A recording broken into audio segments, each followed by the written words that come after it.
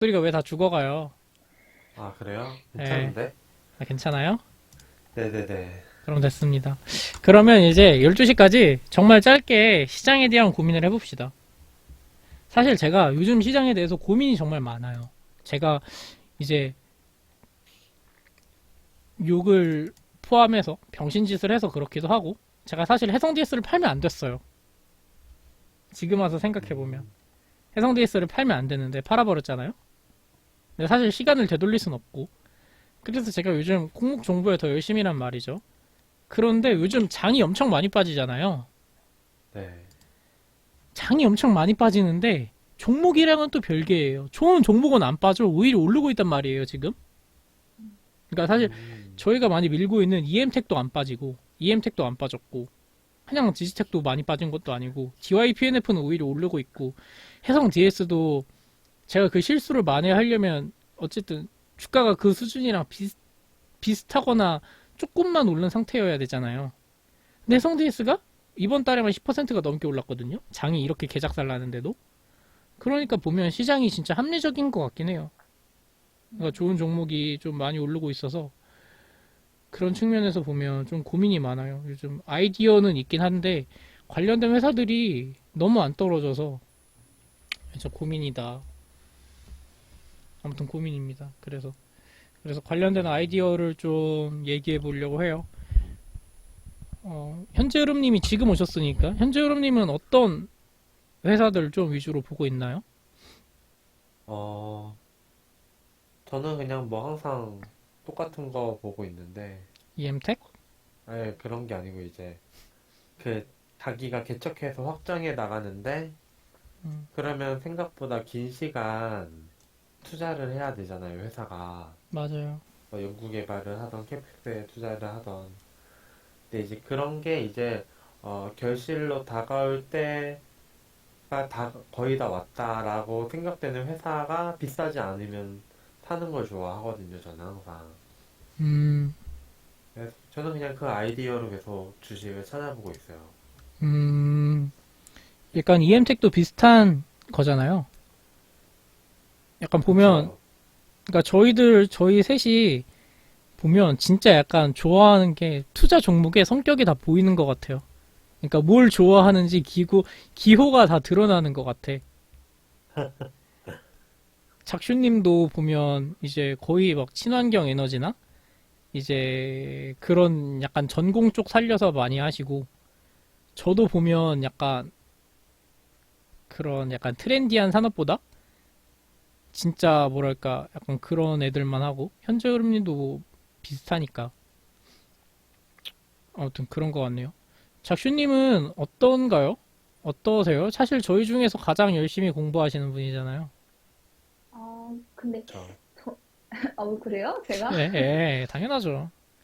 저는 공부하는 대로, 공부하는 건 다 블로그에 올려서 많이 하는 것 같이 보이긴 한데, 예, 근데 저는 그냥 리포트에서 좀 좋아 보이는 거, 그 이렇게 산업 리포트 같은 게 좋은 게 많잖아요. 맞아요. 그 화이트님이 이번에 공유해주신 그 자율주행 쪽도 되게 좋고, 공유라기보단 음, 과제. 과제 숙제 내주셨잖아, 네, 읽어보라고. 네. 근데 그런 거를 기회가 있을 때 접하는 것들에서 그냥 좀 좋아 보이는 산업 위주로 보는 편인데 요새는 그 아까 화이장님이 보내주셔 그 숙제 내주신 거 오늘도 봤는데 뭐 좋아 보이는 기업도 꽤 많더라고요. 그러니까 음, 지금 당장 내가 사고 싶은 기업은 아니긴 하지만 앞으로 좋아질 수 있는 기업, 펜트로닉스 같은 것도 되게 좋아 보이고 아, 그리고 요새는 또 제가 스마트 팩토리 관련된 거를 좀 찾아보다 보니까 M2I 같은 회사들. 네, 왼손이 너무 좋아 보이는 거예요. 그래서 맞아요. 그거는 좀 공부를 해보려고요, 이번에. 왼손 같은 경우 좀 딥하게 공부해보려고 하고 있어요. M2I가, 저는 M2I 2020년부터 봤는데, 사실 얘네가 처음 음, 상장했을 때부터 좀 약간 이슈가 있었어요. 그러니까 이제 네네. 사모펀드니까 엑싯을 해야 되는데, 얘네가 제가 알기로 물량을 계속 음, 줄여온 걸로 알고 있거든요. 그러니까 사모펀드가 음, 대주주인데, 대주주가 네네. 사실 물량을 늘려가는 게 좋은데, 사모펀드는 엑싯을 해야 되니까, 이제 상장할 그쵸. 때도 물량을 많이 줄이고, 그래서 음, M2I 같은 회사 보면 대주주가 갖고 있는 물량이 많이 없을 거예요. 한번 볼까요? 그래서 이제 최근에 또 많이 올리긴 했는데 어쨌든 그래도 57.5? 많이 갖고 있긴 하네. 근데 이제 41, 57? 모르겠어요. 아무튼 줄인 걸로 알고 있는데 제가 잘못 봤나 봐요. 그러면 근데 약간 그런 이슈가 있긴 해서 엑싯이 좀 리스크지 않을까라는 생각? 맞아요. 그래서 저도 이렇게 VC가 대주주인 거는 처음 봤거든요. 음, 근데 그 경우가 이게 그 VC가 대주주인인데 상장한 게 첫 사례라고 듣긴 들었거든요. 아, VC가 대주주인데 상장? 네, 대주주인 상태에서 상장. 그러니까 얘네는 상장하기 전에 아예 그 대주주를 VC가 이거 회사를 인수하고 그리고 음, 상장을 진행을 했는데, 근데 저는 오히려 그게 좋을 수도 있다고 생각했던 건 뭐냐면, 어쨌든 VC도 이 회사를 뭐 그러니까 대주주긴 하지만 어쨌든 자기도 투자자로서 이 회사에 들어간 거잖아요. 맞아요. 그래서 주주의 이익을 되게 잘 대변을 해주고 또 엑시트하는 상황이면 주가를 많이 끌어올린 상태에서 이제 엑시트를 할 테니까 그런 면에서는 그래서 관련해서 보면 가장 좋은 얘가 쌍용 CNE가 있죠. 얘네도 이제 그래요? 대주주가 그거거든요. 이제 투자 그 벤처 투자라고 하면 그렇고 좀 그런 애들인데 얘네가 아, 보면 미쳤어요 배당이. 그니까요. 아니 얘네 상장하기 전에 배당을 무슨 때려박아가지고 그 이미 얘네가 투자한 금액 다 회수하고 막 그러니까 그랬더라고요. 이제 회수하는 게 이제 배당으로 많이 회수를 하는 편, 지분을 많이 음, 획득한 다음에 그 다음에 배당으로 하는 경우가 많아서 얘네가 쌍용 CN이니까 또 업황이 워낙 좋다 보니까 오, 이제 사실 쌍용 CN이가 올해 매각된다는 이야기가 많이 나왔었거든요. 이제 뭐 음, 매각된다라는 이야기가 많이 나왔는데 이제 워낙 돈을 잘 벌다 보니까 이제 오래 가져간다 하더라고요.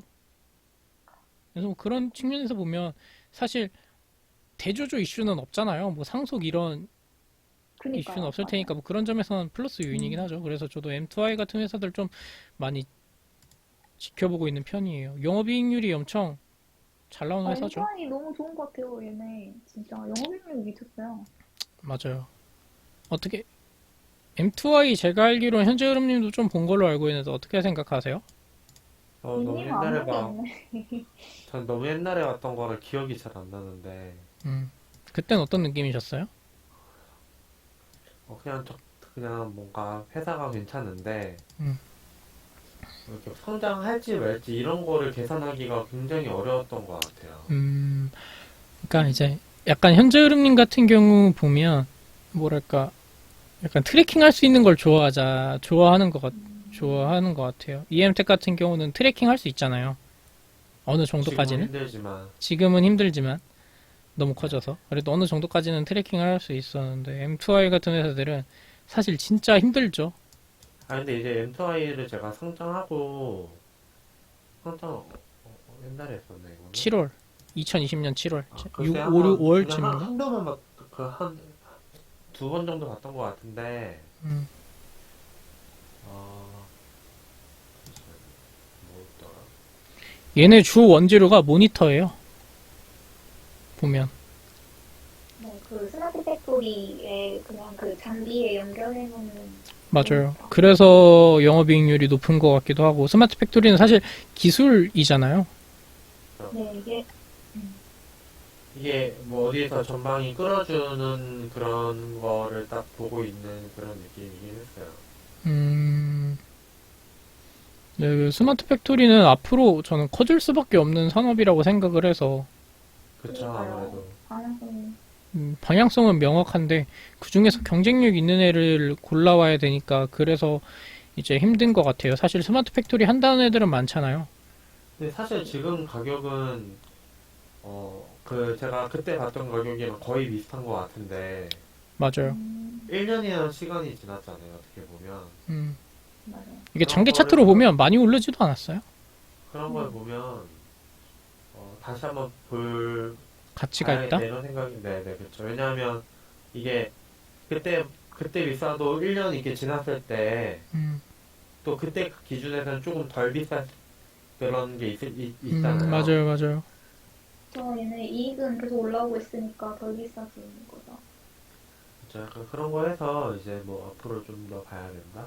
음, 그런 게 조금 있을 것 같아요.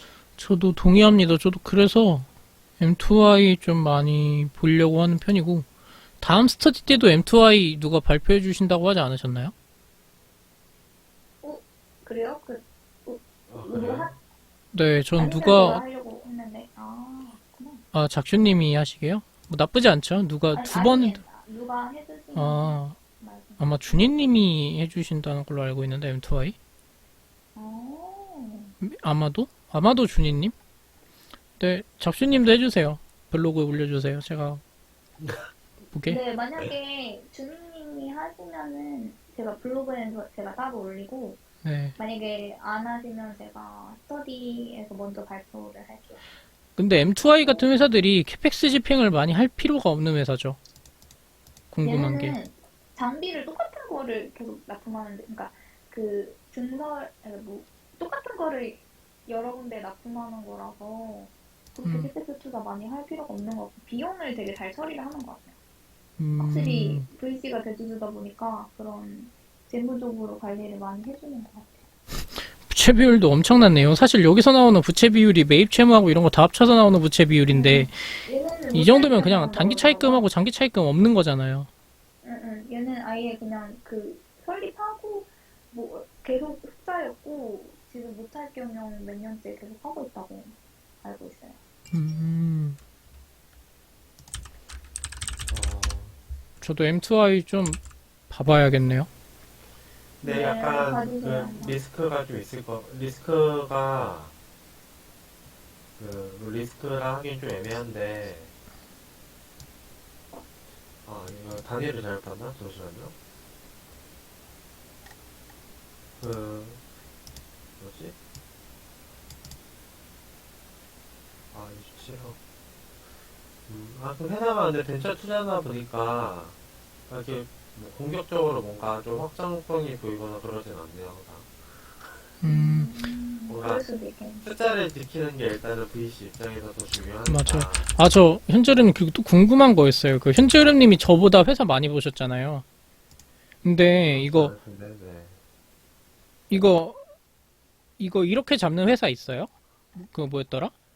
그러니까 이제 잡을 어떤 때 매출 채권 및 그러니까 부채에서 봐야 되는데 그러니까 매입 채무 및 기타 유동 채무를 이거 한꺼번에 해서 이제 하는 회사도 있어요? 표시하는 회사도 있어요? 많이 없는 것 같아요, 근데. 음, 사실 저는 부채를 크게 확인 안 하니까. 아유, 부채가 낮으면 확인 안 하니까. 근데 재무제표 보고 있다가 이제 얘네도 따로 잡잖아요. 매입 채무하고 얘는 없네, 채무가. 근데 이게 성장하고 나서 조금씩 지나면 뭔가 뭐라 해야 되지? 정석을 결국 따라가게 된다고 해야 되나? 작슈님이 항의해서 바꿔주세요. 아셨죠? 네, 꼭 말해볼게요. 예, 아니면 그 멱살이라도 잡으세요. 작슈님 싸움 엄청 잘하잖아요. 그래서 가서 한번 해주세요. 알겠어요.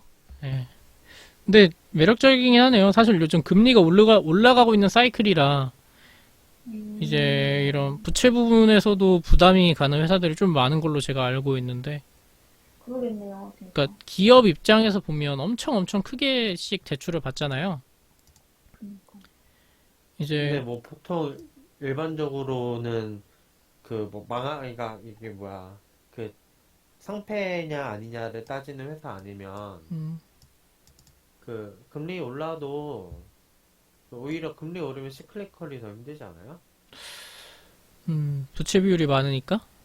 아니요, 시크릿콜이 아니고, 걔네가 현금으로 다 박아서, 그러니까 금리만 본다면 현금으로 다 박아서 뭐 만드는 게 아니고, 맞아요. 돈을 이렇게 보증 같은 걸 해서 이자 내고 그런 식으로 하잖아요.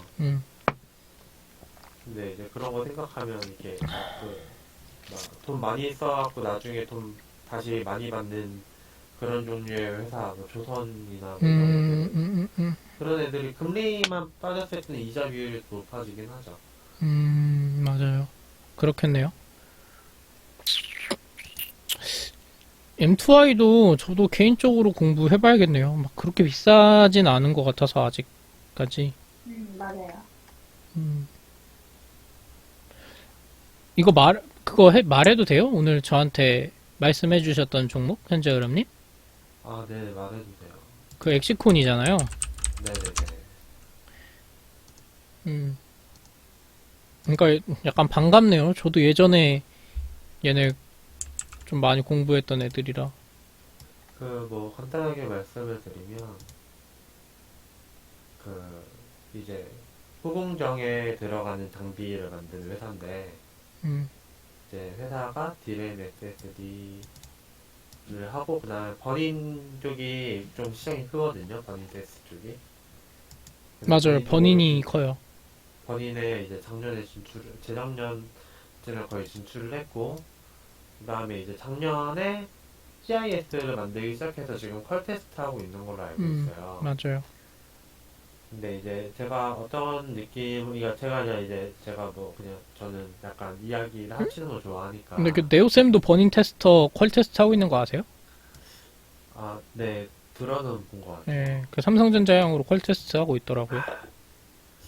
근데 이제 어쨌든 제가 그 DI랑 엑시콘, 네오셈, 뭐 유니테스트 그리고 뭐 JT 이런 애들 다 갔는데 음, 가장 많은 돈을 투자해 온 회사더라고요. 맞아요. 엑시콘이 맞아요. 수평이랑 비교했을 때. 음, 근데 사실 돈을 다 투자한다고 잘 된다는 보장이 없는데 음, 반도체에서 기술력만큼 중요한 게 이제 그 삼성전자나 하이닉스와의 관계잖아요. 맞아요. 왜냐하면 퀄 테스트를 받아줘야 되는데 일단 사실 기술력에서 그런 관계가 기술력을 씹어먹을 때가 좀 이런 데서는 많이 발생하죠. 그쵸. 근데 이제 약간 장비는 어쨌든 기술이 중요하긴 하니까 음, 그래갖고 그런 투자를 해온 게 이제 결국 삼성이 지분 투자도 저번에 예전에 했었으니까 음, 이제 이런 걸 다 조합을 했을 때 이게 저는 조금 성공하지 못할 가능성은 거의 별로 없고 왜냐하면 뭐 못 만들었던 회사도 아니고 뭐 이제 지금 SSD 장비도 만들고 버닌 테스트 만들고 DRAM4 만들고 CIS 그것도 이제 저는 뭐 만든 지는 좀 됐고 퀄 테스트 같은 것도 이제 그 삼성 쪽에서 뭐 요구를 해주잖아요. 이런 걸 맞춰야 된다고. 음, 근데 그런 거를 통해서 이제 수정하고 좀 그러니까 뭐 이게 이제 뭐 최적화 같은 거만 하면 되는 거니까 어쨌든. 그래서 그쪽으로 다 진출을 하게 되면 네, 뭐 약간 이제 DDR5가 좀 느리게 진행되긴 하지만 맞아요. 저는 그래도 이제 이런 거 까먹었다. 그 인텔 CPU 그거 DDR5 세대 지원하는 서버 CPU 있잖아요. 엘더레이크? 아니에요. 예전에 사파이어 뭐 어쩌고저쩌고. 사파이어 레피든가? 레피온? 네네, 맞아요. 대충 그렇게 생긴 이름인데. 그게 이제 뭐, 일단 예정이 작년 3분기였다가 올해 2분기로 바뀌었는데, 뭐 이것도 한 번 더 연기가 되니 많이 이런 얘기가 있더라고요. 음, 근데 뭐 연기가 돼도 뭐 이제 뭐 올해 하반기쯤에는 아마 할 것 같고, 왜냐하면 그거 ASML은 차질 없이 지금 그거 EUV 같은 거 장비에 도입되고 있으니까 음. 뭐 그런 것들을 보았을 때 이제 크게 문제 없지 않을까. 그리고 지금 이미 생산을 하고 있다고 하더라고. 대량 생산은 2분기에 하지만. 이번에 나온 뉴스인데 ASML이 EUV 정상적으로 생산한다. 걔네 불나서 네, 이제 EUV 장비 납품 제대로 못한다고 했었잖아요. 네, 근데 기사 났더라고요. 그 제대로 납품하겠다고. 네. 차질 아무튼 없이. 그래갖고 그런 좀 종합적으로 판단을 했을 때 음, 약간 이제 그동안 회사 시총에 비해서 많은 투자를 했던 게 결실을 맺는 시기라고 저는 생각을 하는 거죠. 엑시콘이. 네, 그렇죠. 음, 사실 이런 쪽 꽉 잡고 있는 게 테러다인 애들인데 미국에 이제 테러다인으로 알고 이제 있는데 CIS는 맞아요. 어드밴스드 반도체하고 이제 걔네 테러다인 미국 회사하고 일본 회사가 꽉 잡고 있는데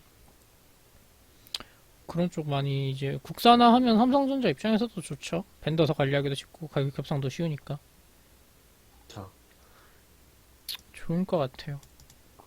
그리고 또 인플레인데 마진 당연히 방어해줄 거라 보고 있거든요. 그쵸. 삼성- 사실 마진을 방어해줘야 기술 개발을 계속 할 수가 있으니까. 그렇죠. 뭐 그리고 삼성전자가 원래 조금 그래도 반도체 쪽은 이게 많이 안 깎잖아요. 그래서 제가 하이닉스보다 삼성전자를 좋아하는 거예요. 그렇죠. 그래갖고 뭐 그러니까 죽어도 삼성전자 벤더 안에서 죽어야 됩니다. 진짜로. 네, 약간 그런 느낌이 있죠. 예. 이제 사실 SK 하이닉스도 얘네도 관련해서 벤더사들 있을 거 아니에요. 그렇죠. 근데 SK 하이닉스 벤더사 보면 다 죽으러 가거든요. 네, 유니테스트 이런 애들은 태양광으로 이제 빠져나왔고, 예. 진짜 죽으러 가는 회사들 많은데 이제 삼성전자는 그래도 양심이 있다. 벤더사들이 이제 굶기진 않는다. 근데 그 가전 쪽은 죽어라 깎지 않아요? 그쪽은 성장이 없으니까. 아, 그러니까 그쪽은 이제 막 혁신적인 그러니까 제가 이제 산업을 나눠서 봐야 되는데 그쪽은 원가를 많이 중요시하는 부분이잖아요. 그러니까 혁신적인 기술이 나오려면 꾸준히 새로 할 게 없으니까. 네, 이제 꾸준히 R&D 그래서 원가 경쟁력이 많이 중요하고 얼마나 영업이익률이 그러니까 제가 그거에 대해서 생각을 정리한 게 있는데 이제 이거 봐주시면 될 것 같아요. 제가 작슈님 개인 카톡으로 보내드릴 테니까 네네. 이거 한번 아이고 이게 아닌데 그냥 제 생각이에요. 그냥 제 생각인데 읽어봐 주시면 될 것 같아요. 근데 짧게 요약하면 이제 성장이 없는 산업에서는 원가가 그만큼 원가가 경쟁력이니까 이제 벤더사들을 까야겠죠. 그래서 자동차 산업도 사실 혁신적인 기술 발전이 없었잖아요, 여태까지.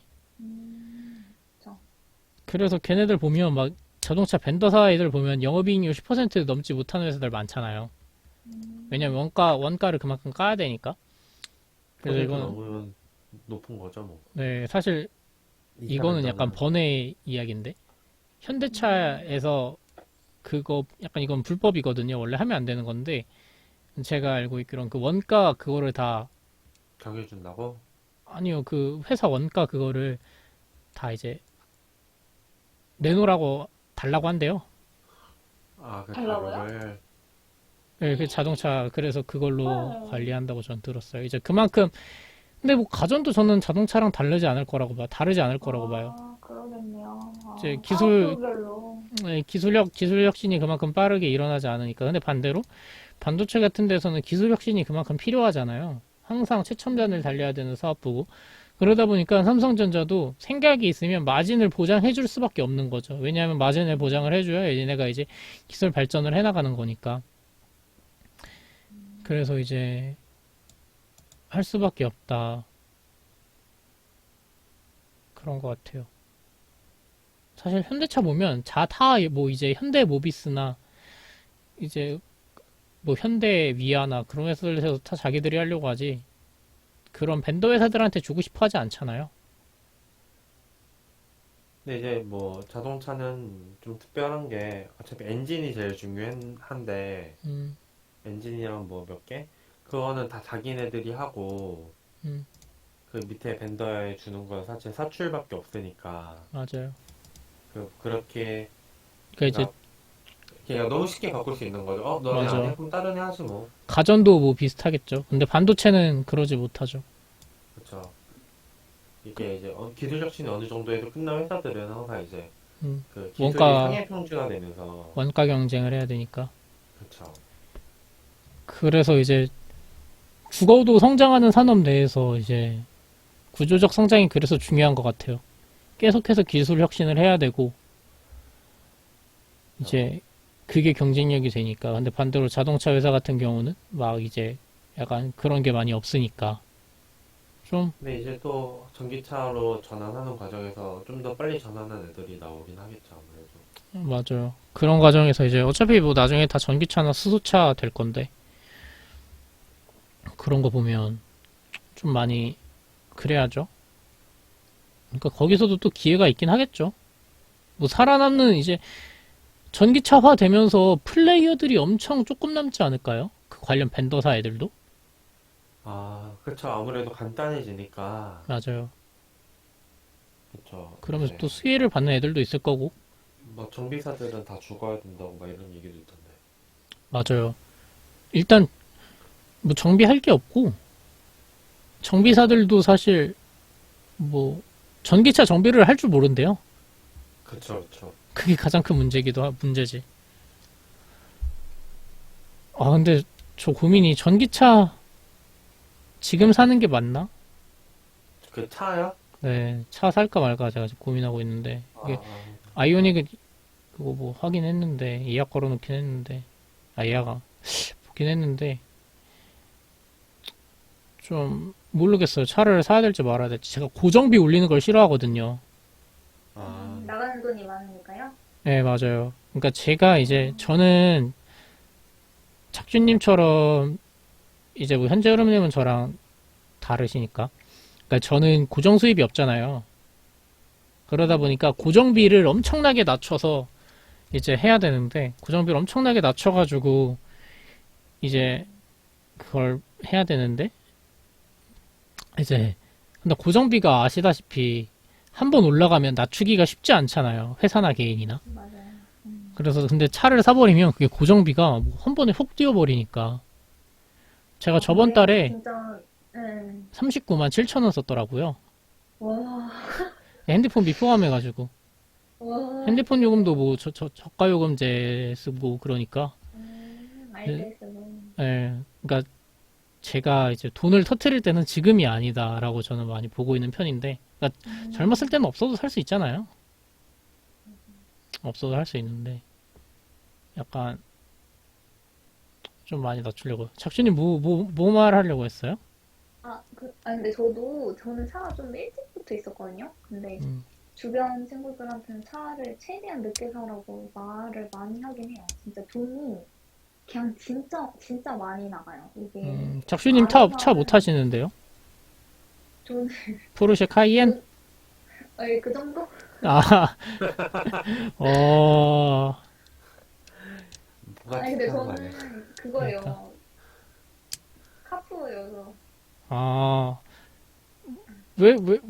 아니, 뭐, 차 좋아하시나 보지, 뭐. 그럴 수 있지. 차 몇 개예요? 한 개죠. 에이, 알죠? 작슈님 그 집 가보면 그 아래 작슈님 전용 주차장 딱 3개 있잖아요. 알잖아요. 왜 그걸 그거 말해요. 모자라가지고 좀 늘리려고요. 주차장. 에, 작슈님 출근용 차, 이제 드라이브용 차, 이제 외출, 출근용차 2다리. 이제 다 나눠져 있잖아요. 아시면서 그걸 물어보시고 그래. 근데 진짜 돈 진짜 많이 들어가요. 매년 자동차세도 내야 되고, 네. 보험비도 한 200 정도 들 거예요. 아마 전기차도 그 정도 될 텐데. 200, 매년 200 나가고. 그리고 자동차 관리도 해줘야 되고, 기름도 넣어야 되고, 전기겠죠, 전기차는? 음. 그게 진짜 많이 들어가더라고요, 생각보다. 그러니까요. 이제 제가 내년에 이사 가면 또 그걸로 고정비 또 음, 깨질 텐데, 음, 이제, 근데 또 이사 가면 또 있어야 될 것 같고. 계약금만 내는 거죠, 지금. 아니요, 계약금도 아직 안 냈어요. 그래요? 한 달 네. 언제 나온대요, 근데? 지금 계약하면? 올해 말요. 올해 말이요? 예. 올해 말에도 안 나올 수 있다는데, 전기차는? 이게 오래 걸리죠. 네. 내년 초는 돼야 되죠. 해성 DS를 사야 된다니까요. 진짜. 이게 오늘 뭐 해성 DS 이야기지만, 이게 좀 충격적이더라고요. 한때 첨단 컴퓨팅에 쓰였던 반도체는 전기 가전제품뿐만 아니라 농업, 중공업, 자동차 분야에까지 필수품이 됐다고 전했다는데, 여기에 쓰이는 반도체가 사실 막 10나노, 4나노, 3나노에서 생산되는 반도체가 아니라 다 리드 프레임 쓰는 반도체거든요. 음, 그러니까 다시 살까? 뭐 한번 기회가 있지 않겠어요? 안 떨어져요. 미쳤어요. 아, 저는 요즘 생각하고 있는 게 하나 걱정이 있어갖고 뭔데요? 전면과세. 아, 23년? 네, 대만, 일본 같은 나라는 한번 폭락했었잖아요. 맞아요. 그래요? 대만이, 전면까지 한다고 하고? 그 대만이 우리나라랑 비슷한 과세 이슈 있었거든요? 근데 그게 좀 옛날이긴 해요. 근데 그게 좀 옛날이에요. 지금이 아닌데, 80년대인가 그랬는데 좀 옛날인데, 이제 전면 과세 한다고 하니까 진짜, 반토막 났죠. 반토막 맞아요. 넘게 났어. 60%가 헐. 빠져갖고 그거 취소했잖아요. 그 투자자들이 나와갖고 시위하고 헐. 도입되고 빠진 거 그래갖고 1년 만인가 다시 그거 전면과세 없었어요. 음, 근데 그 60% 가까이 빠졌다는 게 그거 전면과세 하겠다 하고 그러니까 바로 하진 않잖아요. 전면과세 할 거예요라고 하고 우리도 뭐 24년부터 할게요라고 한 것처럼 걔네도 그렇게 유예 기간을 줬는데도 폭락한 거야? 네네네. 음. 아닌가? 아, 걔네는 그때 약간 독재였던 걸로 알고 있는데 약간 반독재? 음. 아. 그 일본도 떨어지긴 했는데 근데 사실 일본은 그 잃어버린 그 뭐 15년인가 10년인가 그때 시기랑 잃어버린 겹쳐갖고 한 20년? 거라 네 20년인가 좀 애매하긴 한데 근데 어쨌든 일본도 다시 전면과세 풀었거든요. 아. 근데 사실 전면과세가 뭐 저는 할 수 있다 보는데 그 전에 좀 다른 거 좀 막고 해줬으면 좋겠는데 그러니까 저는 근데 누가 됐든 전면 과세는 좀 약간, 그러니까 지금 지지율이 엄청 팽팽하잖아요? 네 그러니까 뭐, 안 하지 않을까라는 생각? 아니란 생각이긴 한데. 전면과세를 안 한다? 예, 사실 저도 약간 해성 DS 팔고 네 이제 그냥 한디 산 이유도 약간 그것 때문에 있어요. 전면과세요? 2022년에 돈을 최대한 많이 벌어놔야겠다. 아 약간 그런 생각 때문에 한디를 산 것도 있어요. 욕심이죠, 뭐 보면 근데. 근데 뭐 그런 생각하면 그런 생각으로 한디를 좀 많이 산 것도 있죠. 제가 아는 한 2022년에 가장 폭발적인 성장이 나올 회사는 한디밖에 없으니까 뭐 주가도 그에 따라 올라간다고 치면 내년 과세나 이제 또 아파트 값도 내야 되니까. 아, 뭔데 유예를 뭐, 근데 좀 연기하거나 좀 그러지 않을까? 아, 몰라 이거. 모르겠어요. 네, 뭐 유예는 모르겠어요. 유예를 할 수도 있다 이런 얘기도 좀 있긴 한데, 음. 당장 한번 코인도 막 이제 유예한다고 그런 이야기 나왔으니까 그렇죠. 사실 주식 투자자가 더 많은데. 한번 이제 그 뭐야 코로나 끝나면 폭죽 같은 거 들고 시위해야 되나? 근데 그거 있잖아요. 사실 뭐라 그래야 지 우리나라 그게 기재부가 일 좀 잘 못하는 편이잖아요. 네, 그러니까 올해도 작년도 세금 60조나 더 거쳤잖아요. 근데 그런 거 생각해보면 이제 세금이 모자르진 않으니까 어떤 정책을 추진함에 있어서 좀 약간 근데 이런 거는 뭐 정치 이야기라 사실 언급하기도 좀 조심스럽고 그냥 일단 물적 분할하고 IPO 하는 것 좀 막아줬으면 좋겠네요. 맞아요. 근데 그거 막는다고 이야기 많이 나오잖아요.